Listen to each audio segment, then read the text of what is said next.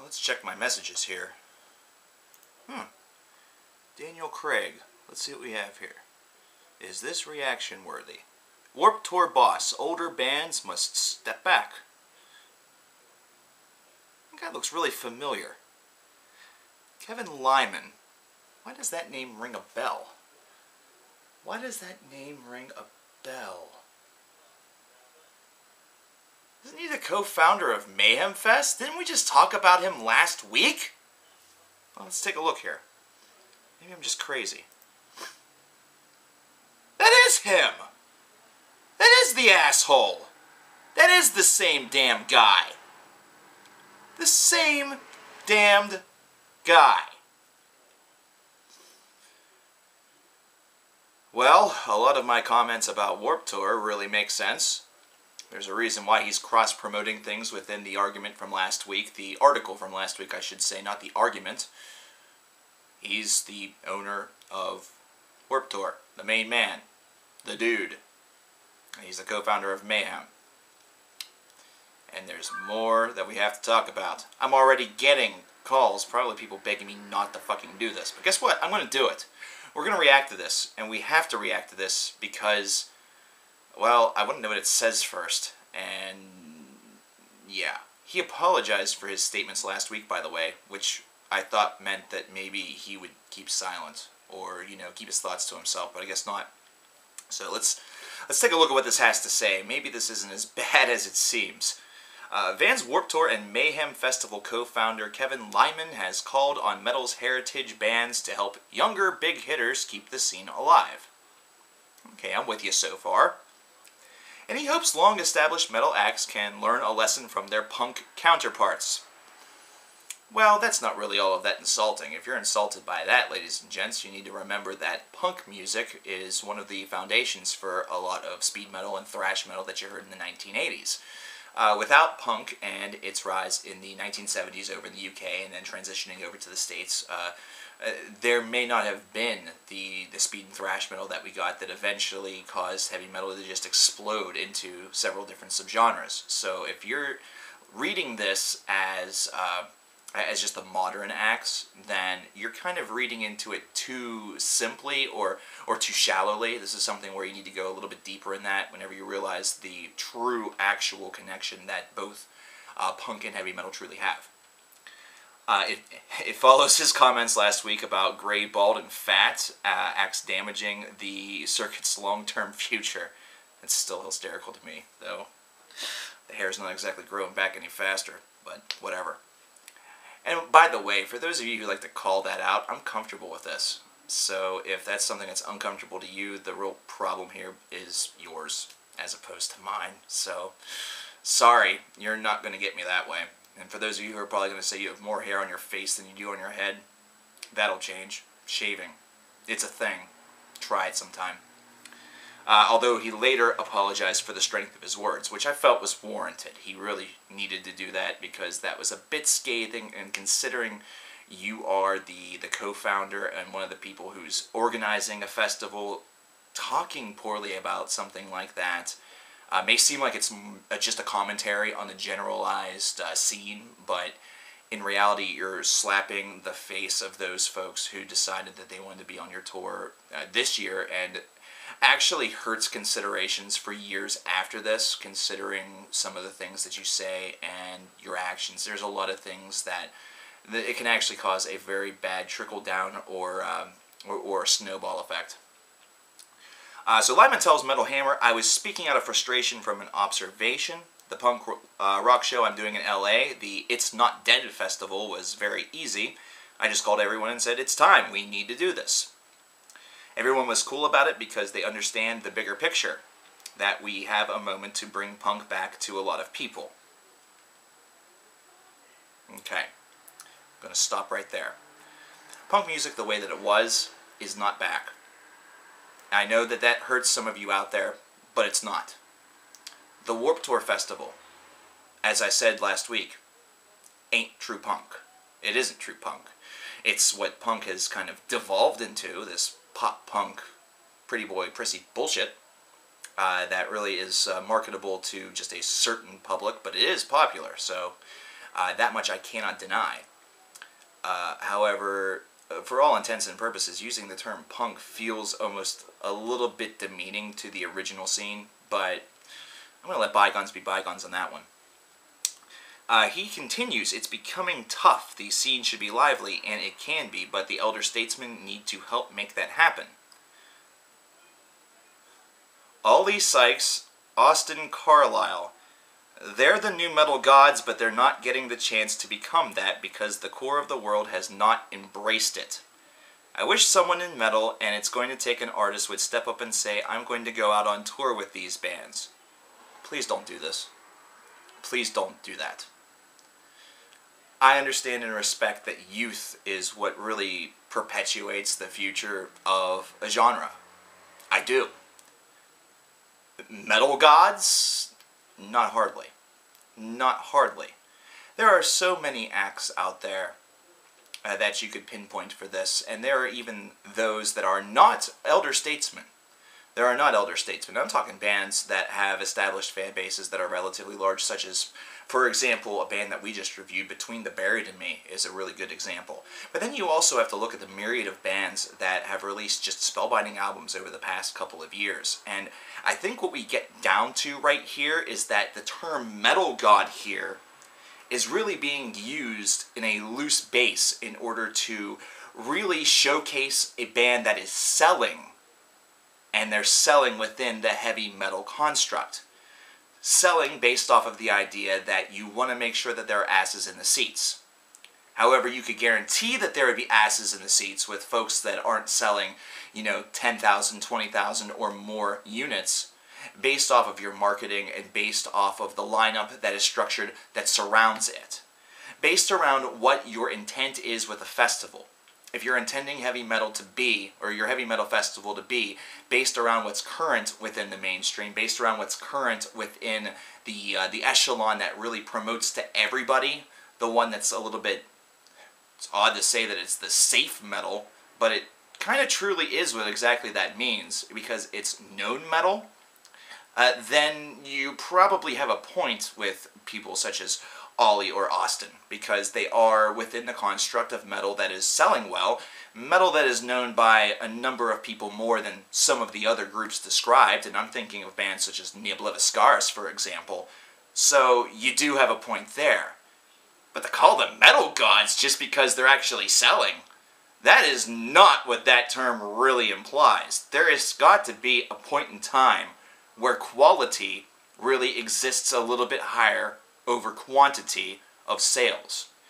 Because a band that is quantity of sales may have a fan base that's going out there and buying more albums, but the quality of their albums is really showcasing that, well, that's not there.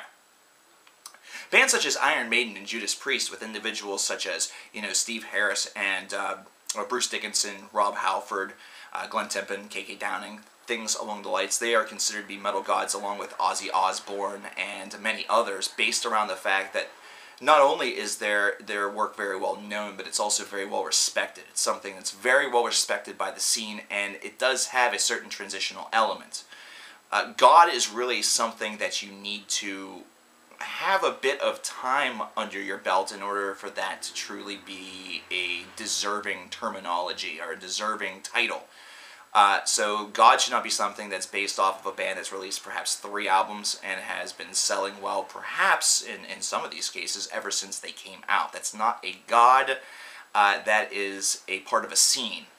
Now, to say that these bands don't deserve their moment in the sun is kind of a fair point. However, to throw them right there up in the headline selection, or to throw them right up there in the main stage or something like that, is really going to be something that's going to cause a lot of dual effect. You may get a lot more people in there, but you're also going to get a lot of people leaving. Because these are bands right now that whenever it comes to the elder statesmen, as you call them, of the scene, are not really going to be into. And the newer people may not be. You're dealing with a fan base that needs to cross-contaminate a little bit, but based off of the style that you're hearing from the two sides, cross-contamination, that sort of breeding ground, is not necessarily a very possible ideal, because they really come from 2 different spectrums. But let's continue onward. Lyman insists that the future of the genre rests in the hands of how the older bands react. It takes the elder statesmen of every scene to take a step back to move everything forward.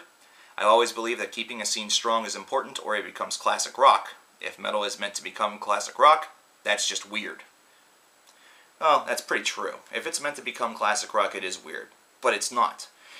The problem is that you're looking at a very small picture. You're looking at a very small boat in the ocean. You're looking at the boat in the ocean that is very small, even though it's the biggest fucking boat in the ocean, considering these are the ones that are selling, that have momentum, blah-de-blah-de-blah-de-blah. And you're also looking within a specific construct.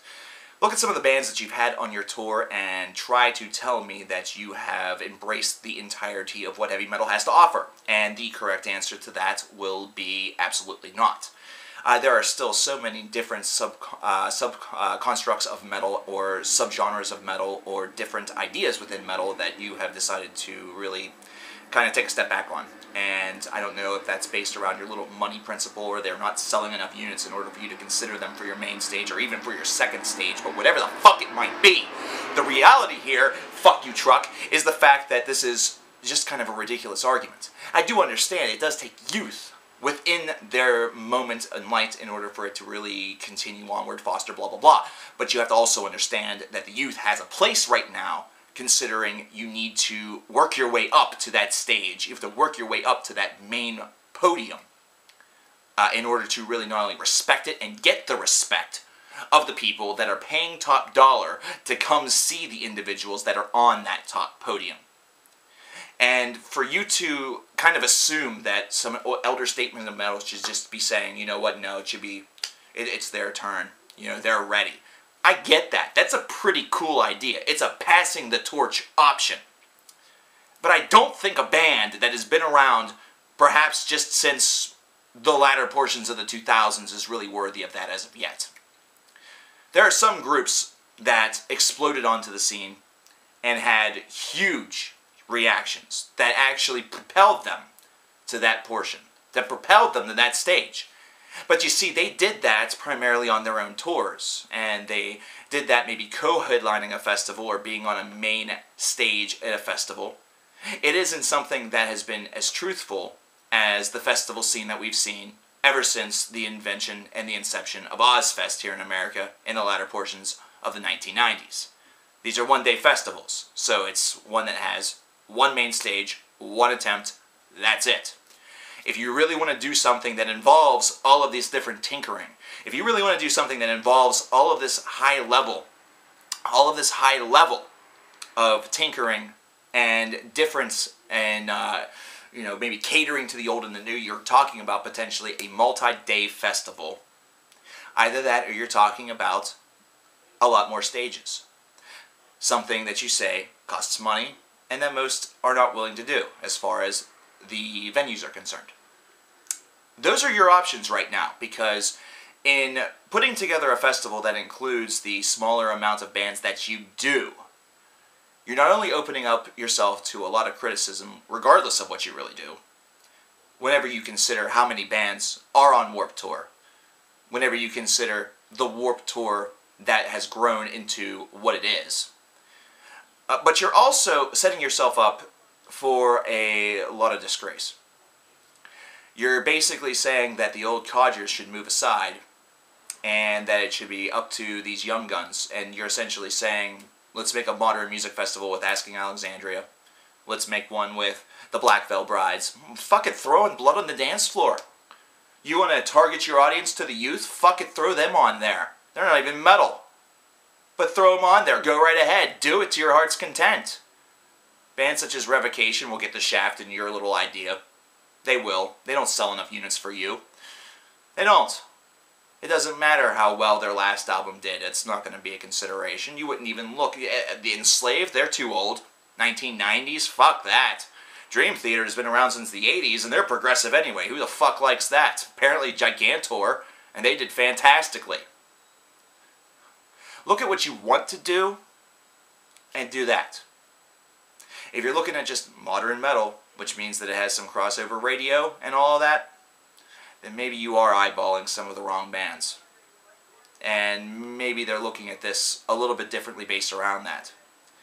If you're looking at a true heavy metal festival, such as a CKN Fest, as was humorously mentioned in the last video, whenever we talked about his comments from last week, you're looking at something that the aim and the goal would be to spotlight just about all avenues of metal, just about all styles, and really have a little bit of something for everybody.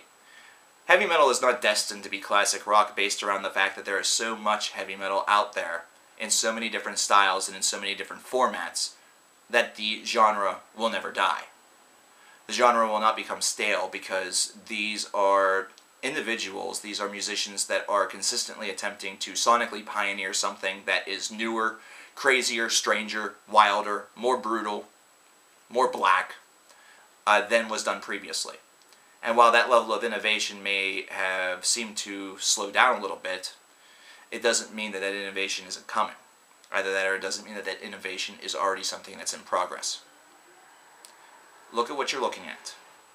It's easy with Warped Tour. I'm just going to say it right there. Organizing Warped Tour is a fucking cinch. What bands out there all sound the same? Fucking put them together. With Mayhem Fest, if you want to cater to metalheads, you have to do a little bit more. And I understand that involves a little bit more work. And that gets you frustrated. And that makes you make statements like we're all bald and fat, and we have gray hair, and we don't like women. But I'm looking at that photo once again. You're not the best looking guy. You're kind of an asshole. You're not fat, but you might as well be. That's all I have to say about that. You are a reflection of yourself. And the reflection of yourself is pretty bad. You have to do a little bit more for a metal festival. Put a little bit more effort into it, and the people will come. Mayhem Fest isn't doing that. It's not cutting it. I'd say we cut it. CKN Fest.